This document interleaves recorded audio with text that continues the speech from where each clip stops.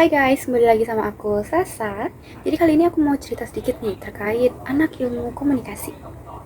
By the way, kalau kalian mendengar kata anak ilmu komunikasi, apa sih hal pertama yang langsung muncul di kepala kalian? Mungkin dari beberapa orang akan mikir kayak, oh anak ilmu komunikasi ini seseorang yang sangat amat ekstrovert, hobi ngomong ini itu, terus sosial butterfly yang temannya ada di mana-mana, dan juga kalau lagi di keramaian dia jadi center of attention. Ya kan? Nah, sadar atau enggak, asumsi itu emang selalu muncul kalau kalian bahas terkait anak ilmu komunikasi. Dan lewat video ini, aku mau mengenalin kalian sisi lain dari anak ilmu komunikasi. Sebelumnya, aku adalah mahasiswi ilmu komunikasi dan sekarang aku sudah semester 2. Perkenalkan, nama aku Aida Sabita. Di sini aku memang memiliki kepribadian yang kebetulan berbanding terbalik dengan sikap atau sifat-sifat anak ilmu komunikasi yang aku sebutin di awal tadi. Dan mungkin beberapa dari anak ilmu komunikasi juga memilikinya. Jadi bisa dibilang aku tidak terlalu ekstrovert. Dan aku baru menjalani kehidupan ini semasa aku masuk kuliah. Kemungkinan aja ketika mereka yang bukan anak introvert itu masuk ke dunia kuliah, dulunya mereka tidak terpikirkan atau bahkan tidak memilih untuk turun dan masuk ke dunia anak ilmu komunikasi. Tapi gak ada yang tahu sama takdir, kini mereka bisa ada di ilmu komunikasi dan menjalani hari-hari mereka dengan teori pesan ataupun public speaking setiap harinya.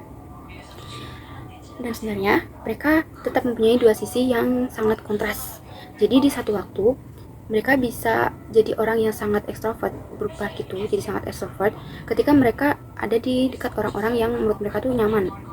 Mereka bisa bicara banyak hal, terus membicarakan hal-hal random. Habis itu kadang juga mereka bisa malu-maluin deh. Pokoknya sifat-sifat ini tuh muncul kalau mereka ngerasa udah deket banget sama orang ini. Jadi baterai sosial mereka itu nggak akan habis. Jadi ada aja lah yang diomongin, nggak ada capeknya gitu. Tapi nah, ada tapinya nih. Kalau di lingkungan baru atau di tempat umum yang terlalu ramai, energi mereka itu bisa langsung drop ke 0% atau bahkan pokoknya langsung habis gitu. Jadi kayak langsung diam 1000 bahasa. Dan saking cepatnya perubahan ini, orang-orang sekitar mereka yang belum terlalu lama mengenal mereka itu bakalan ngira mereka lagi marah, lagi bad mood, atau lagi ada masalah sama mereka. Padahal mereka seperti ini itu hanya karena energi mereka ini udah habis, udah nggak ada. Jadi emang butuh di recharge lagi. Nah, kalau aku sendiri, aku emang suka banget jalan-jalan, eksplor tempat baru, atau apalah keluar gitu. Tapi yang gak terlalu ramai, karena menurut aku itu bakal menguras energi. Ketika aku berada di luar seharian, itu artinya aku kayak berkegiatan full, ketawa, hahihi, atau membicarakan hal apapun, itu emang ngabisin banget energi. Dan ketika nyampe rumah, aku bakal ngerasa kayak aku nih orang tercapek di dunia ini.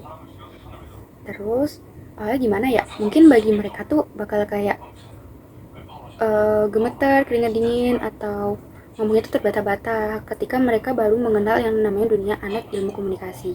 Tapi semakin lama mereka dipaksakan oleh tugas-tugas, oleh apapun yang diberikan dosen, misalnya dosen memberikan tugas video untuk tampil di depan kamera seperti ini, saya membuat video ini, itu mereka akan terlatih dari cara ngomongnya, akan jadi lebih asik, lebih bisa mencairkan suasana, dan akan menghidupkan juga apa yang dari mereka ini sebenarnya nggak ada.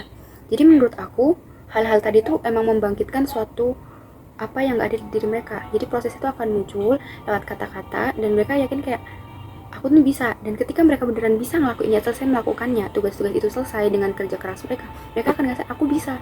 Dan mungkin mereka akan mencoba dengan hal-hal baru lain yang nantinya akan membawa mereka kayak oh ternyata dunia anak ilmu komunikasi ini gak sekeras itu, yang walaupun dulunya mereka emang gak bisa kayak berbicara banyak hal, bahkan untuk berada di satu titik keramaian itu mereka nggak berani gitu. Kalau menurut aku emang sebenarnya berguna banget public speaking itu. Jadi menurut aku jangan sampai terpaksa. Mungkin emang awalnya terpaksa, tapi emang harus dilakuin pelan-pelan aja dan itu bakal bisa ngebantu kita ke depannya. Oke, mungkin cukup sampai di sini dulu ya vlog dan cerita singkat ini yang aku sampaikan terkait sisi lain anak ilmu komunikasi. Cukup sekian. See you and bye-bye.